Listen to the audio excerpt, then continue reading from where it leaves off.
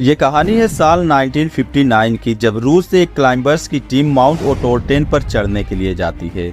लेकिन रास्ते में उनके साथ कुछ ऐसी घटना होती है जिसने पूरी दुनिया को हैरान कर दिया। बताया जाता है कि इस घटना में एलियंस का हाथ था। आखिर उन क्लाइंबर्स के साथ ऐसा क्या हुआ था जिसे आज भी लोग डैटलो पास इंसिडेंट के नाम से जानते हैं। आइए जानते हैं आज की इस वीडियो में। 3 years ago, 9 people set up camp in the Ural Mountains in Russia. Look at this! What is it? Help! ये कहानी है 23 जनवरी 1959 की। रसिया के एक पॉलिटेक्निकल इंस्टीट्यूट से 10 लोगों का ग्रुप माउंट ओटोर्टेन पर चढ़ने के लिए निकलता है। इस टीम को लीड कर रहे थे 23 वर्षीय इगोर डैटलो और इस ग्रुप का नाम था डैटलो पास ग्रुप, जो कि इस टीम के लीडर इगोर डैटलो के नाम पर रखा गया था। जब ये ग्रुप अपने सफर पर निकलता है तो इनके एक साथी को कुछ हेल्थ इश्यू महसूस होती है, जिसकी वजह से वो ग्रुप छोड़कर वापस लौट जाता है। लेकिन बाकी के 9 लोग अपना सफर जारी रखते हैं। उस समय यूराल माउंटेन्स में बहुत ही कड़ाके की ठंड पड़ रही थी। टेम्परेचर लगभग -30 डिग्री था।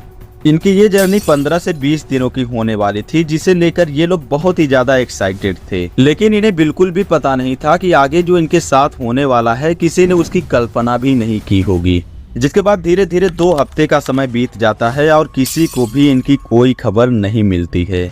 लेकिन लोगों ने ये सोचकर इग्नोर कर दिया कि हो सकता है किसी वजह से वो लोग लेट हो गए हों, लेकिन अगले 2-4 दिनों में जरूर वापस आ जाएंगे। जिसके बाद धीरे धीरे 1 हफ्ता और बीत जाता है, लेकिन वो लोग वापस नहीं आते हैं। अब इनके घर वालों को भी टेंशन होने लगती है और ये लोग पुलिस में इन्फॉर्म करते हैं। जिसके बाद 20 फरवरी को सर्च ऑपरेशन शुरू किया जाता है। ऑपरेशन शुरू करने के बाद लगभग 5 दिन बीत जाते हैं, लेकिन डैटलो ग्रुप की कोई भी खबर नहीं मिलती है। अब उनके घर वालों की टेंशन और भी ज्यादा बढ़ने लगी थी और रेस्क्यू टीम की उम्मीदें धीरे धीरे कम होने लगी थी।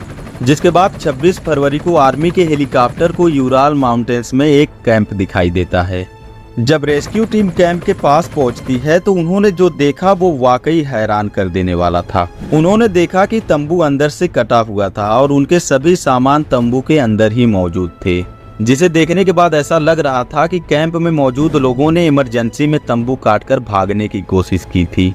बर्फ में पड़े पैरों के निशान से पता चला कि कुछ कैंपर्स नंगे पैर तंबू से भागे थे और कुछ लोगों ने सिर्फ मोजे पहन रखे थे, यानी जो जिस हालत में था उसी हालत में भागने लगा। लेकिन सबसे ज्यादा हैरान करने वाली बात ये थी कि वहाँ उनके अलावा ना तो किसी जानवर और ना ही किसी और के पैरों के निशान थे।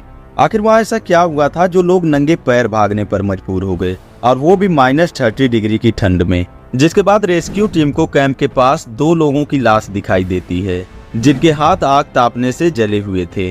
तभी उन्हें 3 लाश और दिखाई देती है, जिसमें टीम का लीडर डैटलो और एक पुरुष और एक महिला की लाश शामिल थी, क्योंकि इन 9 लोगों के ग्रुप में 2 महिलाएं भी शामिल थीं।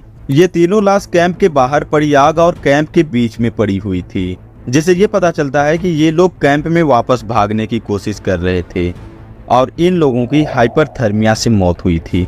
बाकी के 4 लाशों को 2 महीने बाद पास की खड्डे में लगभग 15 फीट बर्फ के नीचे से निकाला गया।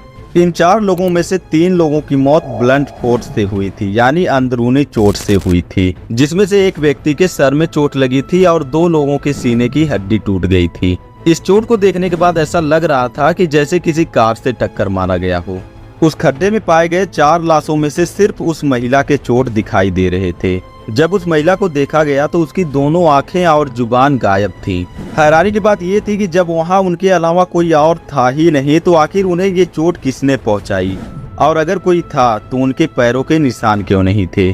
जब इन लोगों के कपड़ों की जांच की गई तो उनमें रेडिएशन का स्तर सामान्य से कहीं ज्यादा था। जिसके बाद कुछ लोगों ने कहा कि इस घटना के पीछे एलियन का हाथ हो सकता है। लेकिन सोवियत अधिकारियों की एक जांच में कहा गया कि ये घटना किसी अनजान शक्ति से हुई थी और डैटलो पास की फाइल को बंद कर दिया जाता है।